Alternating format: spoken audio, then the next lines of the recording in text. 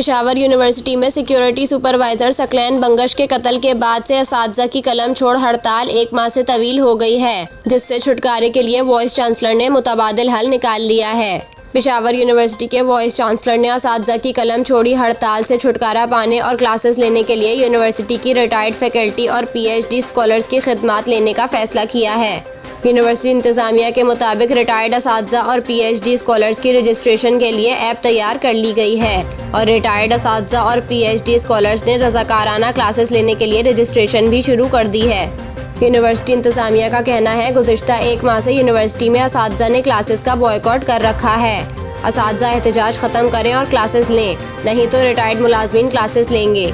University इंतज़ामिया के मुताबिक bureaucrat समेत दीगर अफसरान ने यूनिवर्सिटी में क्लासेस लेने की ख्वाहिश ज़ाहिर की है। वाइस चांसलर का कहना है कि क्लासेस लेने पर PhD स्कॉलर्स की फ़ीस को मुआवजे में एडजस्ट किया जाएगा, जबकि रिटायर्ड असातिज़ा को भी यूनिवर्सिटी कानून के मुताबिक मुआवजा दिया जाएगा। दूसरी जानिब पेशावर यूनिवर्सिटी टीचर्स एसोसिएशन का कहना है कि क्लासेस खोलने और साफ करने वाले क्लास 3 और 4 मुलाजमीन भी हमारे साथ एहतजाज में शामिल हैं। पियोटा का कहना है कि वाइस चांसलर एहतजाज ख़त्म करने की नाकाम कोशिश कर रहे हैं। हमें भी बच्चों की पढ़ाई की फ़िक्र है, क्योंकि यही कोर्सेज हमें ही आगे पूरे करने होंगे।